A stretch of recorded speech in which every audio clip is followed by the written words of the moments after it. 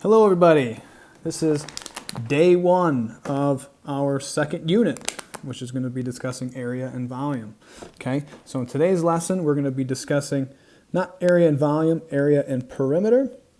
Okay, before we get to volume we need to discuss area, and when you discuss area you also have to discuss perimeter. Okay, so all these shapes down here, all right, when we're talking about squares and we're talking about rectangles and trapezoids and parallelograms, okay, they do have a formal definition, and they're all called polygons, right? And so a polygon is a closed figure formed by a finite number of coplanar segments called sides, such that the sides have a common endpoint, or the sides that have a common endpoint are non-collinear, and each side intersects exactly two other sides, but only at their endpoint.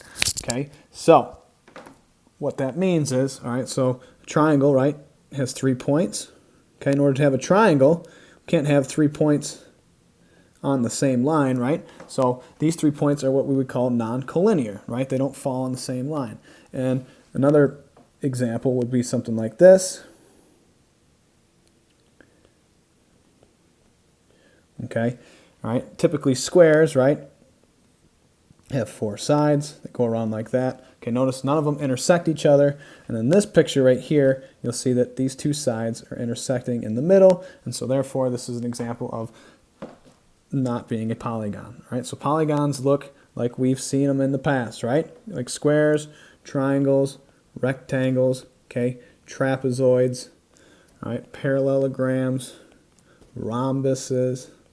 All right, we will learn all of these shapes, but what they all have in common is that they only intersect twice at their, they only intersect two other lines, but at their endpoints. Okay? So, polygons can be concave or convex. So what the heck does that mean? Well, let me draw an example. So here is a triangle, and here is a concave shape. Now, if you guys are Star Trek fans, all right, what that means is, okay, triangles and a lot of the shapes we're going to be talking about are going to be convex, right? And so what concave means is that if any of the lines contain any point in the interior of the polygon. So if you look at this shape right here, you'll see that these two sides cross, right? This point right here is kind of in the interior of our shape, all right? So it kind of caves in, if you will. So think concave as a shape where, like, here's a normal square. It's normal if they had all equal sides, right? And here would be, whoops, a concave shape, right? It kind of caves in the top, all right? So just know that a lot of the shapes we're going to be talking about, squares, triangles, rectangles, right, they're all going to be concave shapes, which means, right, no points of the lines are in the interior of the shape. All right, so that being said, polygons are classified by the number of its sides. All right, so an equilateral polygon is a polygon in which all sides are congruent. An equiangular polygon is a polygon in which all angles are congruent. And a regular polygon is a convex polygon such that both it is equiangular and equilateral. So an example of that would be a square, right? Square has all the same sides, right? All the sides are the same length, right? And all the angles are the same length, or same measure. Okay, so a square is an example of a regular polygon. An example of an equiangular polygon could be a rectangle, right? Okay, all the sides aren't the same, but all the angles should be 90 degrees, right? And an equilateral polygon, right, could be maybe a triangle where all sides are the same length. Okay, triangle. Okay, not all triangles are equilateral, all right, but you can have an example like that. All right, so here is the list of polygons. All right, so a 3-sided polygon is a triangle, right? We've all heard of a triangle. A 4-sided polygon is not called a square or a rectangle. It's called a quadrilateral. Okay, so 4-sided shapes are quadrilaterals. So your squares, your rectangles, your parallelograms, okay, your trapezoids are all 4-sided shapes. 5-sided shape is a pentagon. A six-sided shape is a hexagon, heptagon, octagon, for all you UFC fans, okay, nonagon, decagon, for decade, okay, hendecagon, for 11, dodecagon, for 12, and then after 12, all right, anything past that is just called a n-gon, which if we had a 13-sided shape, would be a 13-gon, 15-sided, be a 15-gon, and so on and so forth. All right, so let's talk about quadrilaterals today. All right, so the area and perimeter of a square. These are quadrilaterals, which means they are 4-sided shapes. All right, so in order to find the area and perimeter of a square, all right, we know that all sides of a square are the same, so we just take the side and multiply it by 4 to find the perimeter, and the area, okay, is just side squared, or some of you guys may be familiar with base times height, or length times width, okay? If you think about it, all right, if these sides are all the same, well, side times side is just equal to side squared. So we're still doing length times width or base times height, okay? But because they're all the same, you're just squaring the sides, all right? And then the area and perimeter of a rectangle, all right, we know that rectangles have 2 separate sides, so this width, and that's the length. All right, so in order to find the perimeter, you can add them all up, okay? Or you can just multiply the width by 2 plus the length by 2. And then the area is just width times length.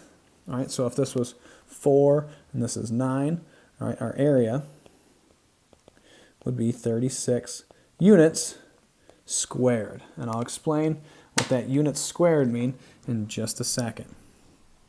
All right, so let's work on some examples. So find the area and perimeter of the square. All right, so this length right here is 3. This length right here is 3, which means that is 3. So that is 3. So our perimeter, okay, we're going to add all 4 sides up or multiply them by 3. So 4 times 3 is equal to 12. Okay, 12 units. All right, and then our area is just side squared, right? So 3 squared, which is equal to 9, and we're going to call this units squared. Okay, so whatever. Now in this particular case, I don't have feet or meters, all right, or inches, all right. But when you solve problems like this, when they say, hey, this is 3 inches, all right, let's just say this was inches here, this is inches, all right, we would have to say inches squared, all right. And where are they coming up with that? Well, what they're actually counting is how many 1-by-1 squares you see inside your figure. So I got one 1-by-1 square, another 1-by-1 square, 3, 4, 5, 6, 7, 8, and 9. We have 9 square units, all right, and that's why we come up with this units squared. Or if they had inches, it'd be inches squared. If it was meters, meters squared, so on and so forth, okay? But they're coming up with this by how many 1-by-1 squares, right, we have in our figure. All right, so that's our area and perimeter. Let's look at the next one here. All right, so in this case, we have 3. This is 5 units, 3 units. All right, so our perimeter is just 2 times 3 plus 2 times 5, which is equal to 6 plus 10, which is equal to 16 units. And as you can see, we can count 1, 2, 3, 4, 5, 6, 7, 8, 10, 11, 12, 13, 14, 15, 16 units around. Right, and our area is just length times width. So in this case, it is 3 times 5, which gives me 15 units squared. And again, where are they coming up with that units squared? Well, how many 1-by-1 boxes do we have in here? 1, 2, 3, 4, 5, 6, 7, 8, 9, 10, 11, 12, 13, 14, 15. So we have 15 1x1 square units inside our figure. So hence, that's how they come up 15 units squared. Okay, this example says find the area and perimeter of a square with side length of 6. Okay, which means all our sides are 6. So our perimeter, 6 times 4, which is 24 units. And our area, 6 times 6, which is 36 units squared. All right, find the area and perimeter of a rectangle with a width of 7 and a length of 9. So our perimeter is 7 times 2 plus 9 times 2 is 14 plus 18, which is 32 units. And our area is just going to be 7 times 9, which is 63 units squared.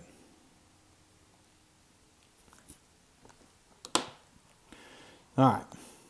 Find the length and sides. Find the length of the side of the rectangle, then find its area and perimeter. Okay, so I'm going to say this length right here is 17 units. And this length is 8 units. So we need to find the length of this side right here. So in order to do so, you notice we have a right triangle here. And in order to find the length of this side up here, right, because this is a rectangle, in order to find the length of this side, we're going to have to use a squared plus b squared is equal to c squared. Right? Now remember, the length that is always opposite your right angle is your c value. So no matter what, if you screw up your a and b, that's okay. But as long as you get that c value in the right spot, you'll always be okay. All right, so in this case, we get 64 plus b squared is equal to 289. Subtract 64. We get b squared is equal to 225. Take the square root. We get b is equal to plus or minus 15. All right, but we don't need the negative version, right? We don't want a negative 15 in there, so our b is just equal to 15. Now that we know the length of this side, okay, our area is going to be 8 times 15, which is 120 units squared. And our perimeter is 8 times 2 plus 15 times 2, which is equal to 16 plus 30, is equal to 46 units. Okay. Find the area of the square. I think this is our last problem, right? Okay. So in this one, what stinks about this one is we don't have a really nice image, right? I can't just measure this by looking at it. So what I have to do is I have to use the distance formula. So this point is 0, 3. This point is 3, 6. So I'll make this x1, y1, x2, y2. Our distance formula is x2 minus x1 squared plus y2 minus y1 squared.